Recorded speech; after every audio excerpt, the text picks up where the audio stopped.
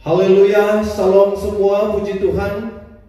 Kita telah menyembah memuji Tuhan dan kita sudah masuk pada minggu pertama, bulan pertama tahun 2021. Dan sudah pastinya semua kita benar-benar rindu untuk mengalami sesuatu hal yang sangat indah di dalam kehidupan ini dalam tahun 2021. Amin. Dan sebelumnya kita mendengar firman Tuhan, kita akan berhadapan dengan meja Tuhan, yaitu perjamuan Tuhan yang kita adakan pada setiap minggu pertama setiap bulan.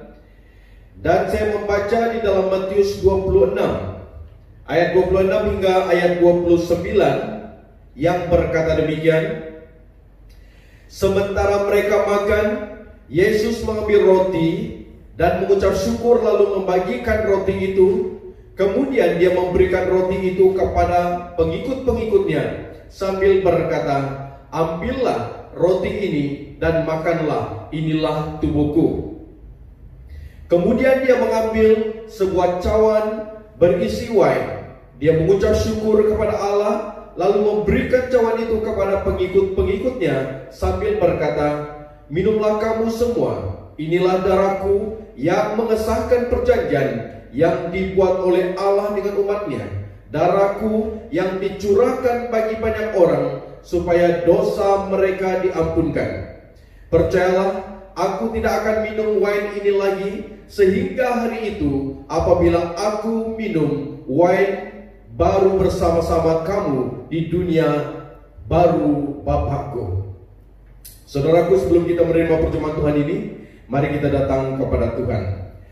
Bapa di surga, hamba-Mu datang ke hadirat-Mu mengucap syukur dan terima kasih karena kami dapat masuk tahun baru 2021 dan kami menghadap meja-Mu supaya kami mengerti tentang pengorbanan kasih-Mu yang begitu luar biasa, supaya kami mengingat tentang kasih-Mu itu untuk memampukan kami melangkah dengan berani dan juga penuh keyakinan bahwa penyertaan Tuhan itu ada di dalam kehidupan kami dan kami juga menjadi saksi Tuhan. Terima kasih Bapa, di dalam nama Tuhan Yesus Kristus hamba-Mu serahkan semuanya ini. Amin. Dan semua kita telah menyediakan roti dan air di rumah masing-masing. Dan saya akan minta supaya ketua keluarga ataupun ketua kelompok di setiap rumah akan melayani keluarga ataupun kumpulan kita masing-masing. Firman Tuhan berkata, Yesus mengambil roti, mengucap syukur lalu membagikan roti itu. Kemudian dia memberikan roti itu kepada pengikut-pengikutnya sambil berkata, dipersilakan membagikan roti itu.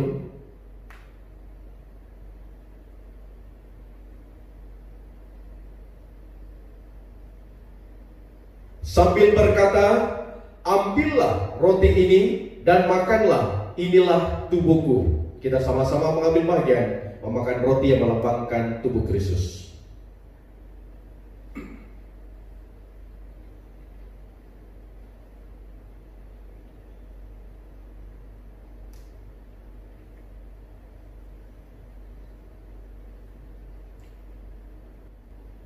Kemudian dia mengambil sebuah cawan berisi wine. Dia mengucap syukur kepada Allah, lalu memberikan cawan itu kepada pengikut-pengikutnya.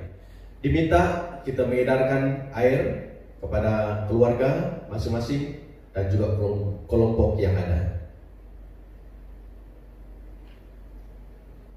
Yesus berkata, "Minumlah kamu semua, inilah darahku yang mengesahkan perjanjian yang dibuat oleh Allah dengan umatnya, darahku yang dicurahkan bagi banyak orang supaya dosa mereka diampunkan." Diminta kita meminum bersama dalam kesatuan tubuh Kristus.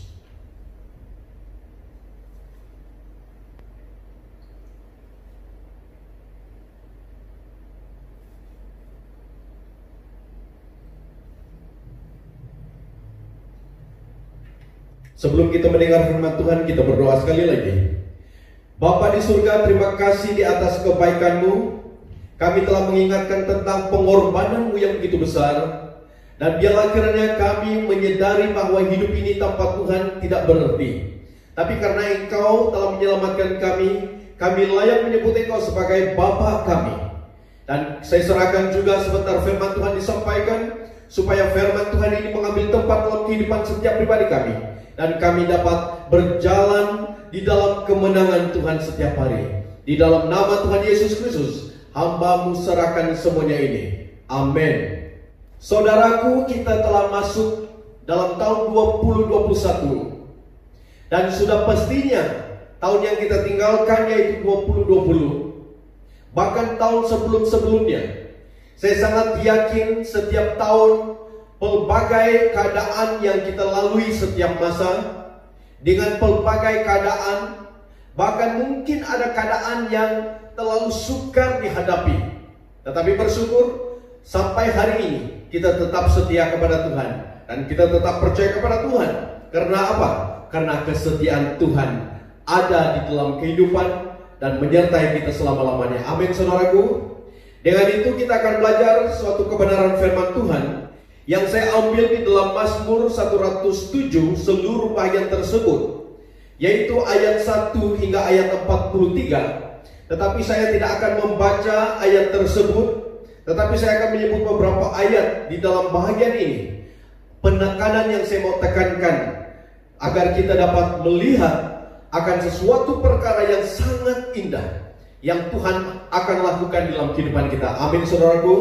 Kita akan belajar suatu tema yang saya sebut sebagai Allah di dalam kesukaran-kesukaran ekstrim umatnya.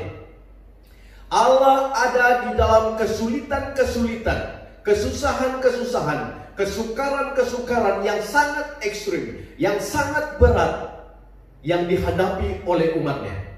Dalam arti kata lain, Tuhan tidak pernah tidak ada, Tuhan tidak pernah tidak hadir, Tuhan tidak pernah tidak melihat kita, tetapi Dia selalu ada. Amin. Sebab kita baru merayakan Natal dengan melihat bagaimana kehadiran Allah di tengah-tengah umatnya, dengan menyebut Immanuel yang berarti Allah beserta dengan kita.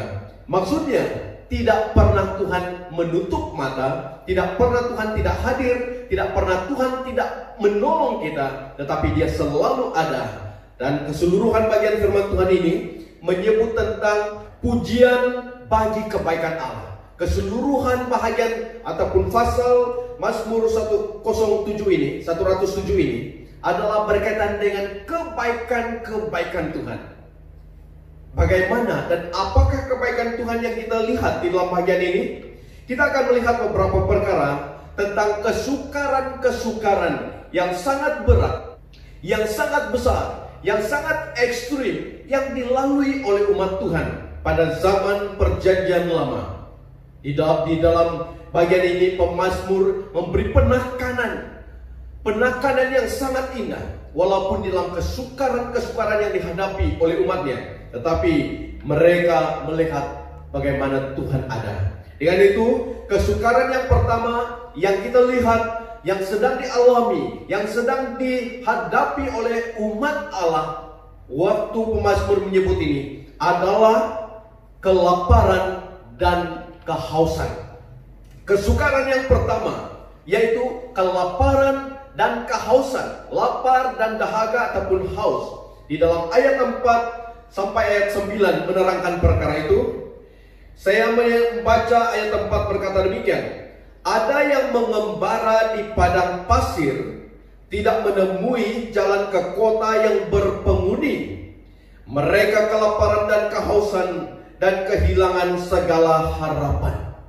Di situ menyebut tentang satu kesukaran, satu kesulitan, satu kesusahan yang sangat ekstrim, yang sangat berat, yang disebut lapar dan haus. Saudaraku, bagi setiap manusia di muka bumi ini, kita memerlukan keperluan asasi, minuman dan makanan selain pakaian. Dan dikatakan bahwa ada orang yang mengembara di padang pasir, di padang gurun, yang tidak mendapat makanan. Karena padang gurun, padang pasir kita tahu bahwa di situ semuanya gersang. terik matahari yang sangat panas, dan tidak ada tempat untuk membeli belah di sana. Dan kita sudah tahu perkara ini. Saudaraku, bila tidak ada tempat untuk membeli dan tidak ada tempat untuk menemukan air di padang pasir, sudah pastinya kelaparan dan kehausan akan dilalui. Dikatakan bahwa mereka haus dan lapar, dan mereka tidak menemukan jalan untuk kembali ke kota, di mana ada makanan dan minuman di kota. Tetapi mereka berada di padang pasir, dan sudah pastinya kehabisan makanan dan minuman, dan kepanasan, terik panas matahari yang menekan hidup mereka, sehingga mereka dikatakan kehilangan segala harapan. Saudaraku, saya tidak tahu apakah di antara kita ada yang pernah melalui pengalaman berada di padang pasir ataupun padang gurun. Saya tidak pernah, tetapi saya dapat merasai apa tekanan yang harus dan akan dilalui. Dan kita lihat di sini, mereka kehilangan segala harapan. Bila melihat ke depan, ke belakang, ke kanan dan ke kiri, semuanya padang pasir. Dan sudah pastinya bila mereka kehabisan makanan, haus dan lapar itu pasti nyata dan pasti ada, pasti wujud dalam kehidupan. Dan pasti mereka akan kehilangan harapan untuk ditolong dan dipimpin untuk kembali ke kota. Tetapi ada satu perkara, saudaraku. Di dalam kesukaran ini ada jawaban yang kita perlu belajar, yang pemazmur katakan, yang sangat indah, saudaraku. Apa dia kata? Di dalam ayat 6 memberi suatu jalan keluar dari masalah lapar dan haus yang kita sedang berada di padang pasir, padang gurun yang tidak ada harapan langsung. Dikatakan di dalam ayat 6, apa yang harus dibuat adalah, kemudian dalam kesusahan mereka berseru kepada Tuhan. Haleluya, saudaraku. Mereka berseru kepada Tuhan. Di dalam kesusahan mereka, di dalam kesukaran, di dalam kesulitan yang mereka hadapi, sangat ekstrim kesukaran tersebut. Mereka hilang harapan, tetapi satu jalan yang ditunjukkan adalah mereka dapat berseru kepada Tuhan. Saudaraku, untuk mendapat jawaban harus berseru kepada Tuhan. Amin. Berarti dalam kehidupanmu setiap masa, Anda mungkin melalui berbagai-bagai keadaan, sepertinya Anda hilang harapan karena Anda secara fisikal, secara jasmani tidak ada cukup makan dan minuman, ataupun secara rohani Anda benar-benar tidak mempunyai harapan untuk hidup dan meneruskan langkah perjalanan hidup. Tetapi suatu perkara, saudaraku, Tuhan berkata, berserulah kepada Tuhan dalam kesusahanmu. Dan apa dia kata? Dan Dia, yaitu Tuhan, menyelamatkan mereka daripada kecemasan. Saudaraku, ini sangat indah. Kesukaran yang membuat mereka cemas, membuat mereka bingung, membuat mereka hilang harapan, membuat mereka putus asa. Bila mereka berseru, Tuhan berkata, Tuhan menyelamatkan mereka dari kecemasan tersebut. Itu luar biasa. Dan bukan saja itu, Tuhan memimpin mereka melalui jalan yang lurus ke kota yang dapat didiami mereka. Itu ayat 7 mengatakan. Berarti Tuhan membawa mereka kembali ke kota yang cukup makanan, cukup minuman, dan mereka akan dikenyangkan, dipuaskan dari kelaparan dan kehausan di kota yang penuh dengan segala berkat. Saya sangat yakin Tuhan memimpin hidupmu di dalam kelimpahan berkat. Tapi bila kita melihat perkara ini, bila kita sudah ditolong oleh Tuhan, dipimpin oleh Tuhan, dikenyangkan oleh Tuhan, diberi kepuasan dari kehausan, cukup makanan dan minuman. Lalu ayat 8 memberitahu apa yang harus kita buat, apa yang harus mereka buat. Dikatakan, mereka mesti bersyukur kepada Tuhan untuk kasih-Nya yang kekal, untuk perbuatan menakjubkan yang dilakukannya bagi mereka. Haleluya, saudaraku. Dikatakan selepas mereka ditolong oleh Tuhan, dipimpin oleh Tuhan, diselamat oleh Tuhan, hal yang harus dibuat yaitu mesti bersyukur kepada siapa? Kepada Tuhan. Itu luar biasa. Amin. Hal kedua, selain kelaparan dan kehausan, hal yang kedua ditekankan di dalam bagian firman Tuhan ini adalah perhambaan. Di dalam ayat 10 hingga ayat 16 memberitahu tentang keadaan diperhambakan, diperbudakkan, diperlakukan semau-maunya oleh majikan, oleh tuan, oleh orang atasan. Dikatakan dalam ayat 10 mengatakan, ada orang yang meringkuk di dalam kegelapan, orang tahanan yang dibelenggu dan menderita, karena mereka telah memberontak terhadap perintah Allah dan menolak arahan yang maha kuasa. Mereka patah semangat karena pekerjaan yang berat. Mereka jatuh dan tidak seorang pun memberikan pertolongan. Diperhambakan, diperbudakkan, diperlakukan semau-maunya oleh majikan ataupun oleh tuan, oleh bos mereka. Berarti mereka seakan-akannya berada dalam suatu kegelapan hidup, dibelenggu dan menderita. Tetapi semua hal ini terjadi disebabkan mereka memberontak terhadap Allah, terhadap perintahnya, dan menolak arahan yang maha kuasa, kata firman Tuhan, yaitu dirujuk kepada orang Israel.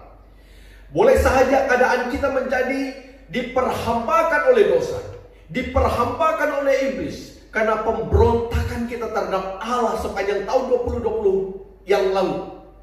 Kita telah melakukan sesuatu pelanggaran terhadap perintah Tuhan, sehingga Tuhan mengizinkan kita berada dalam suatu kegelapan, suatu penderitaan, sepertinya dibelenggu dan menderita, kata firman Tuhan. Tetapi suatu perkara, saudaraku, kalaupun Anda dan saya berada dalam situasi tersebut, ada jawaban. Kita lihat di dalam ayat 13. Kemudian dalam kesusahan mereka berseru kepada Tuhan, dan Dia menyelamatkan mereka daripada kecemasan. Saudaraku, ini suatu hal yang sangat indah. Walaupun diperhambakan, diperbudakkan, diperlakukan dengan semau-maunya. Mungkin di tempat pekerjaan engkau diperlakukan semau-maunya oleh majikan, oleh bos, oleh tuanmu. Mungkin Anda ditekan untuk melakukan pekerjaan yang lebih berat, tugas yang lebih berat. Dan keadaan Anda sepertinya Anda sedang berada dalam kegelapan. Tidak ada orang yang boleh menolong Anda. Tapi kata firman Tuhan, Dia berkata, apabila mereka berseru kepadaku dalam kesusahan, maka aku menolong mereka. Amin, saudaraku. Maka aku menyelamatkan mereka, saudaraku. Dari apa? Dari kecemasan itu. Berarti jalan untuk keluar dari masalah diperlecehkan adalah berseru kepada Tuhan. Amin. Berseru kepada Tuhan satu-satunya yang dapat menolong engkau berhadapan dengan situasi dan melepaskan engkau dari segala tekanan dan juga dari segala belenggu-belenggu yang mengikat, untuk membebaskan engkau berseru kepada Tuhan. Haleluya, saudaraku. Itu hal yang sangat penting yang perlu kita lakukan dalam tahun 2021 ini. Dan apa kata firman Tuhan di dalam ayat 14? Dia membawa mereka keluar dari kegelapan dan memutuskan rantai yang membelenggu mereka. Haleluya. Membebaskan mereka, memutuskan rantai yang mengikat. Dosa-dosa yang pernah kita buat, saudaraku, Tuhan membebaskan engkau saat engkau berseru kepadanya. Segala belenggu-belenggu yang mengikat engkau sepanjang tahun 2020, Tuhan akan membebaskan engkau bila engkau berseru kepadanya, minta pertolongan dan menyerah hidupmu dan bertobat di hadapan Tuhan. Maka Anda ditolong oleh Tuhan. Haleluya, saudaraku.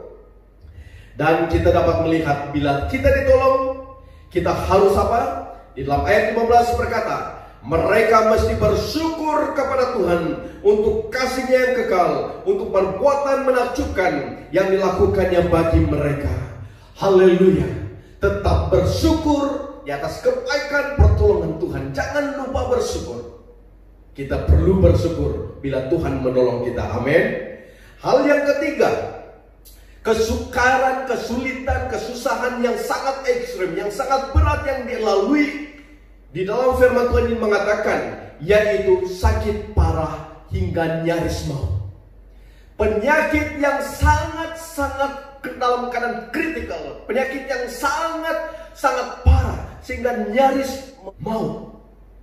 Saudaraku, di dalam ayat 17 hingga 22 menerangkan perkara itu.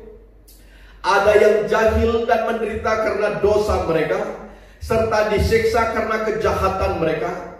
Mereka mual terhadap segala makanan dan sudah dekat pintu maut. Saudaraku, atas kebodohan diri sendiri, atas kesalahan diri sendiri, mereka berbuat yang jahat. Mereka melakukan perkara-perkara yang tidak benar. Dan atas perbuatan itu, dan waktu mereka menghadap makanan, rasa mual itu datang dan tidak ada selera untuk makan. Akibat penyakit yang mereka alami, yang mereka tanggung, sehingga makin lama keadaan mereka makin lemah secara fisikal. Dan bila mereka rasa mual terhadap makanan, sudah pastinya mereka akan menjadi makin kurus ataupun tubuh mereka akan menjadi lemah dan nyaris maut, kata firman Tuhan. Saudaraku, situasi secara rohani boleh terjadi dalam kehidupan kita. Sakit penyakit yang kita lalui, kita hadapi setiap hari. Dan kita makin tertekan sebab penyakit yang kita sedang lalui. Dan kita tidak ada selera untuk makan, minum, dan sebagainya. Akhirnya kita sepertinya sudah ke akhir hidup kita, di penghujung hayat kita. Tetapi walaupun akhir hidup kita, di penghujung hayat kita, sepertinya tidak ada harapan lagi. Tetapi ada jawaban di dalam situasi itu. Dikatakan di dalam ayat 19, kemudian dalam kesusahan tersebut mereka berseru kepada Tuhan, lalu Dia menyelamatkan mereka dari kecemasan. Saudaraku, Tuhan masih 24 jam mendengar, menyendengkan telinganya untuk mendengar seruan setiap anak-anak Tuhan. Saudaraku, jangan ingat bahwa Tuhan tidak pernah mendengar engkau. Jangan ingat Tuhan menutup telinganya waktu engkau meminta pertolongan, waktu engkau sedang dalam keadaan yang sangat tertekan karena sakit penyakit.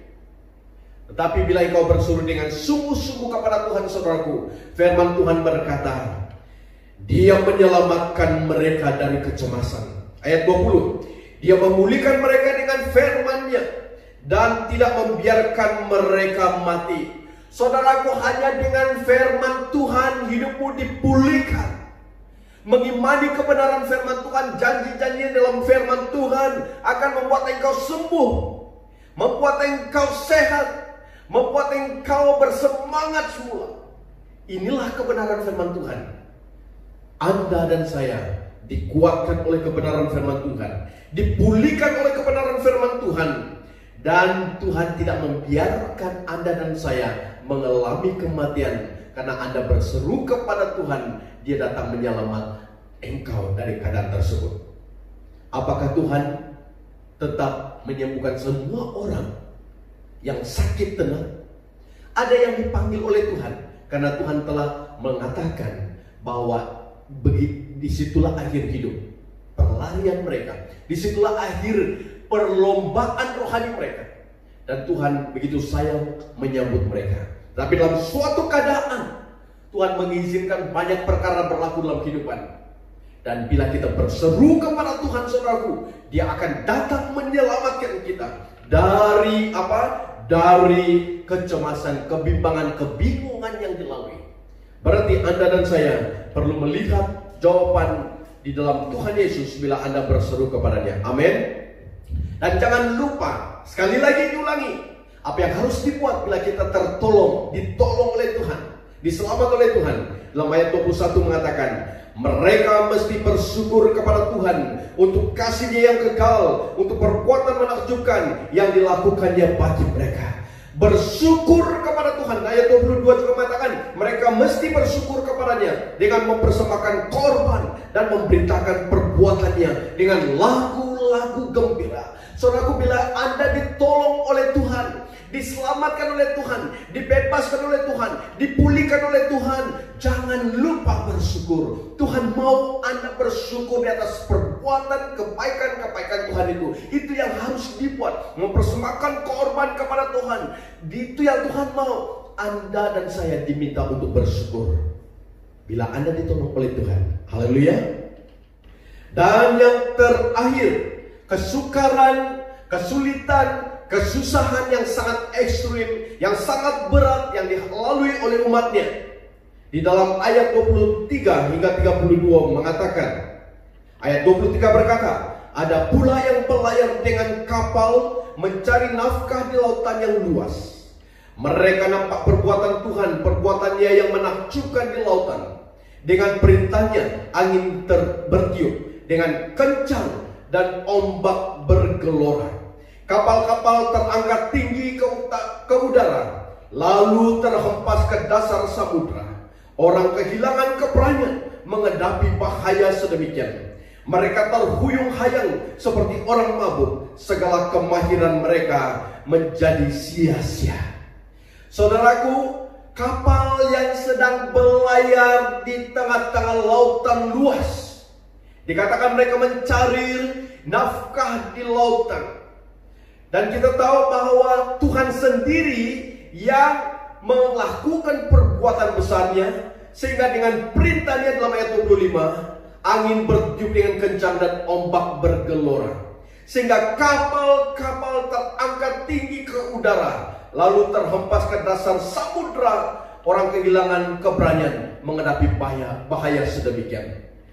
Saudaraku, bergelora, gelombang yang besar, ombak yang besar, angin yang kuat membuat kapal itu terombang-ambing di lautan yang luas.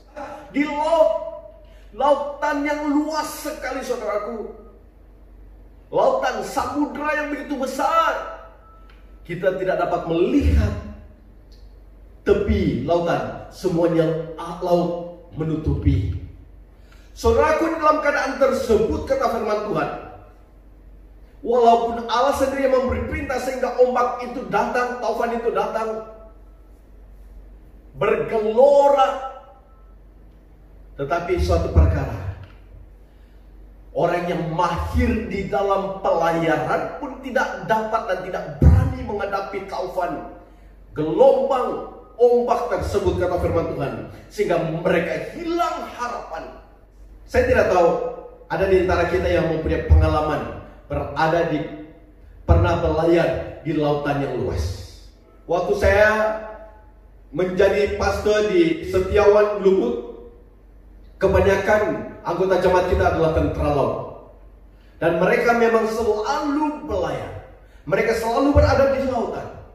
Dan mereka menceritakan pengalaman mereka yang dipukul oleh ombak kapal mereka, walaupun kapal besar, kapal tentara laut, tetapi mereka masih lagi, walaupun itu menjadi suatu pekerjaan mereka, suatu tugas mereka, berada di laut, tetapi mereka masih mengatakan, kami masih lagi mabuk-mabuk, pening-pening kepala, berhadapan dengan ombak yang sangat berat. Dan dikatakan di sini keadaan yang sama, saudaraku, sehingga orang yang mahir di dalam pelayaran, kapten sekalipun, tidak berani menghadapi ombak tersebut. Mereka hilang harapan. Tapi ada satu jawaban, ada jawaban dalam Alkitab, seperti mana yang kita lihat tadi di dalam ayat 28. Kemudian dalam kesusahan mereka berseru kepada Tuhan. Haleluya. Jawabannya hanya berseru kepada Tuhan. Tidak ada cara lain. Di dalam hilang harapan di tengah-tengah lautan, bergeloranya ombak yang begitu kuat, tidak ada cara lain, hanya berseru kepada Tuhan. Mungkin dalam kehidupanmu engkau sedang diserang ataupun menghadapi gelora-gelora kehidupan. Ombak-ombak taufan yang sangat kuat, sehingga membuat kehidupanmu sepertinya sudah terombang-ambing. Anda hilang harapan dan tidak tahu ke mana arah. Untuk menebusi ataupun untuk meneruskan pelayanan sangat sukar. Untuk bergerak ke hadapan sangat sukar. Tetapi suatu perkara, firman Tuhan berkata, bila engkau berseru dalam kesusahanmu, maka Tuhan akan datang menolong engkau. Amin, saudaraku. Dari semua kesukaran yang kita belajar sebentar tadi, yaitu kelaparan dan kehausan berada di padang gurun, perhambaan ataupun perbudakan diperlakukan dengan semau-maunya oleh majikan, oleh tuan, oleh bos Anda. Sakit penyakit yang menyerang sehingga akhir merenggut nyawa. Bahkan bahaya badai di lautan. Semuanya ini adalah kesukaran dan kesusahan dan kesulitan yang sangat berat dan sangat ekstrim yang dilalui oleh setiap kita. Kita tahu tahun 2020 kita mengalami suatu keadaan pandemik COVID-19. Sampai sekarang pun kita masih lagi dihantui oleh situasi tersebut. Kita dalam kecemasan, ketakutan yang luar biasa. Karena dikatakan ada virus yang lebih berbahaya. Dan beberapa negara sudah tutup ataupun sudah istiharkan darurat. Saudaraku, hal inilah yang kita hadapi setiap hari, setiap masa, setiap tahun. Silih berganti tahun kita melalui berbagai-bagai situasi dan kesukaran, kesusahan dan kesulitan hidup yang dilalui. Kita selagi hidup di muka bumi ini, saudaraku, kita tidak akan terlepas dari segala situasi yang sedang dilalui. Baikkah itu kelaparan dan kehausan, tidak cukup makanan dan minuman, atau perhambaan diperlakukan dengan semena-menanya, bahkan sakit penyakit yang kita lalui, bahaya yang sedang kita hadapi, semuanya memerlukan suatu jawaban, yaitu berseru kepada Tuhan.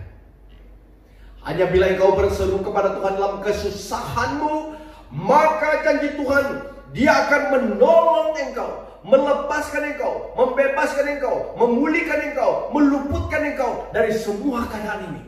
Inilah yang Tuhan mau dalam tahun 2021 ini.